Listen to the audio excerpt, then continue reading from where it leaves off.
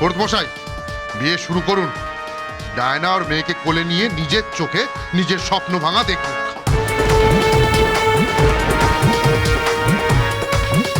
যত তাড়াতাড়ি লক্ষ্মী আর দেবলের বিয়েটা হয়ে যায় ততই মঙ্গল। তাড়াতাড়ি হাত আর মুখ চালান। কেউ এখানে এসে বাধা দেওয়ার আগে বিয়েটা শেষ করুন।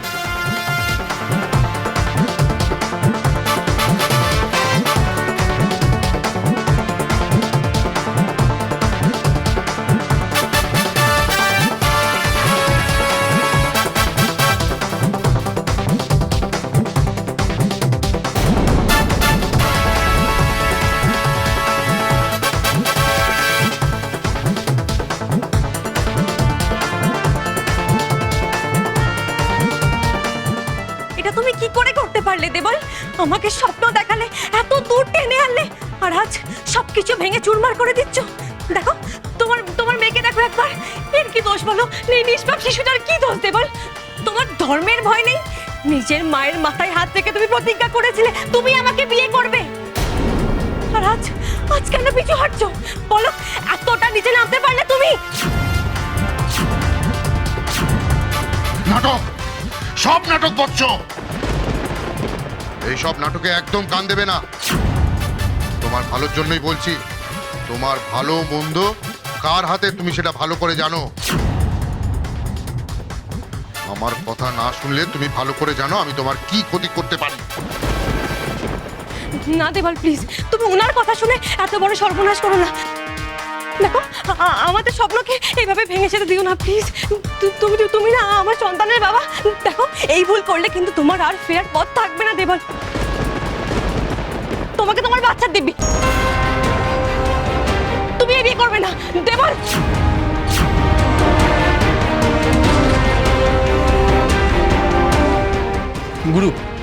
গুরু বলছিলাম কি, আমার বাচ্চাটার খুব শরীর খারাপ। এই অবস্থায় আজ যদি বিয়েটা না করি?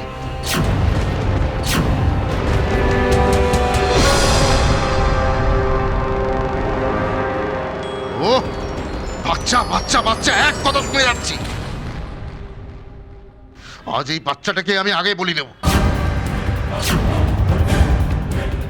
তাহলে আমারও শান্তি, তোমার মনেও কোনো দ্বিধাবোধ থাকবে না।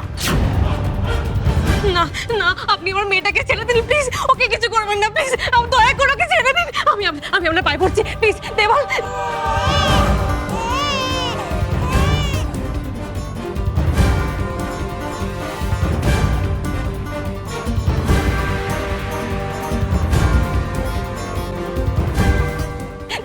দেবল, তোমার মেয়েকে বাঁচাও।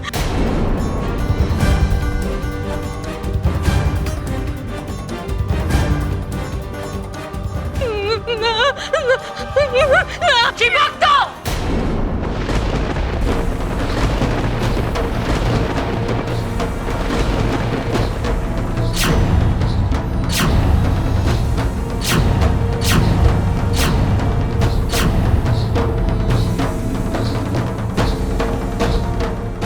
ওই পাপ হাতে যদি তুমি বাচ্চার গায়ে হাত দাও, তোমার হাত ভেঙে দেব আমি।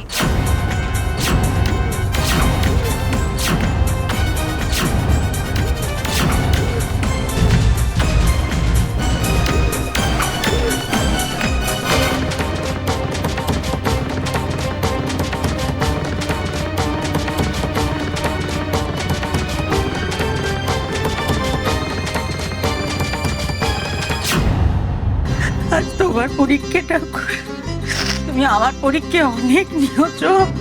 আজ এই ভক্তের কাছে ভগবানের পরীক্ষা দেওয়ার পালা। যদি আমার পরিবারের কিছু হয়েছে ঠাকুর, আমি আর আসবো না। আমি তোমার ছুঁয়ে পিতিকে করবো। আমি তোমার কাছে মাথা টুকতে আসবো না, চিতে উঠলেও না। তুমি ভক্তের ভক্তি দেখেছ তো, এখন রাগ দেখতে চাও, যে দেখতে চাও ভক্তের। হ্যাঁ গো, এইভাবে হাল ছেড়ে দিও না তুমি। ঠাকুরের কাছে এইভাবে কি হাল ছেড়ে দিতে আছে বলো? তোমার কথা ঠিক ঠাকুর শুনবে। উপরওয়ালা কি মায়ের কান্না না শুনে পারেন বলো? হ্যাঁ, তুমি কখনো দেখেছো ঠাকুর তার দরজা থেকে কোনো মাকে খালি হাতে ফিরিয়ে দিয়েছেন? এবারও ফেরাবেন। তুমি দেখো তোমার ছেলেরা, বৌমা, নাতনি, ডায়না, তারা ঠিক তোমার কাছে ফিরে আসবে। হ্যাঁ গো, তোমার কোল এভাবে খালি হতে পারে না। তুমি আমার কথা শোনো।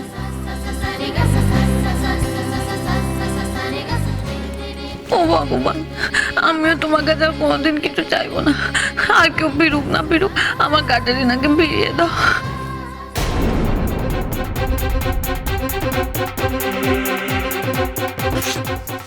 আমিও প্রতিজ্ঞা করছি, আমি কোনো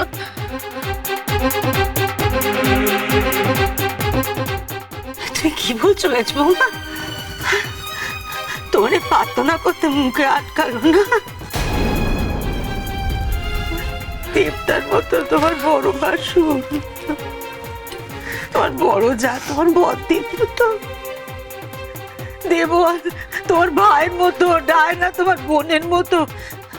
তোমার এমন কথা বলতে মুখে একবারও আটকালো না। এরা সবাই আমার কোলদে ছেড়া ধন, আমার সন্তান। তুমি ভুলে গেলে কি করে মেজবৌমা? আমি এদের কাউকে ছাড়া বাঁচবো না। আমি স্বার্থপর মা, আমি খুব স্বার্থপর মা। ঠাকুর আমার সবাইকে চাই, আমি এদের কাউকে ছাড়া বাঁচবো না ঠাকুর। সবাই যে তোমার কাছে সমান সেটা কি আবার ঠাকুরকে মুখ ফুটে বলতে হবে গো? তিনি সব জানেন, তাকে আর বলতে হবে না। আমি তোমায় বলছি, দেখো সবাই তোমার কাছে ফিরে আসবে। আমার কথা শোনো। মামা ভুল হয়ে গেছে, আমাকে এখন বকাবকি করবেন না। আমার না মাথাটা খারাপ হয়ে গেছে। ওটা সবাইকে ফিরিয়ে দাও, সাথে আমার ক্যাটারিনাকেও ফিরিয়ে দাও। ছেলেটা ঘরে একা আছে মেজবৌমা, তার কাছে তো কেউ নিয়ে যাও, তার কাছে যাও যাও। ও বড় বাবু, মেজ এক্ষুনি থানা থেকে ঘুরে এলো।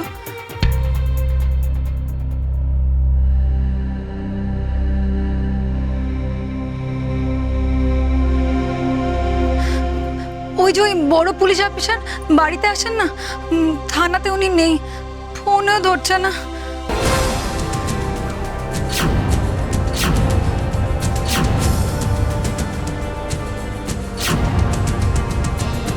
ও মশাই, এ কি কাণ্ড ঘটছে? কাউকে তো পাওয়া যাচ্ছে না। এ দুঃসময় কি কেউ নেই যে আমাদের বাঁচাবে? হ্যাঁ, এবার তুমি আইনের হাত থেকে বাঁচবে না। নিজের সঠিক জায়গায় যাওয়ার জন্য তৈরি হয়ে না। গড়াতে এই পারে তোমাদের মতন অপরাধীদের মানায় না, ওপারেই ভালো লাগে। ভগবানের নাম নিয়ে সাধুর মুখোশ পরে শয়তানের মতন কাজ করে যাবে দিনের পর দিন। কি ভেবেছিলে আইন তোমাকে ছেড়ে দেবে?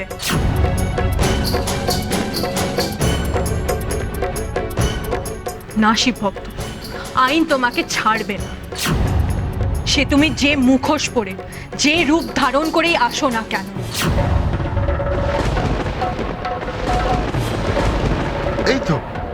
এই তো আমার মনটা আনন্দে ভরে গেল। আমি যার জন্য অপেক্ষা করছি সে যে এখানে চলে এসেছে, তোরা আমাকে বলিসনি কেন? বর আছে, বউ আছে, বিয়ের সব আয়োজন আছে।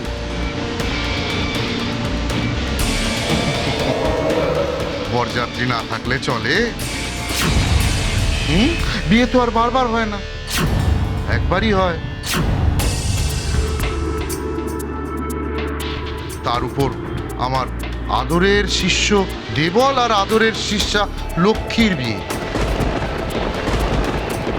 সেই বিয়েতে উষসী ঘোষের মতন বরযাত্রী না থাকলে আমার একটা কষ্ট হয় না? না হয়তো। আসুন আসুন উষসী ঘোষ, পায়ের ধুলো দিন, দেখুন, নিজের চোখে দেখে যান শিব ভক্ত কি করে তার অতিথিকে আপ্যায়ন করে।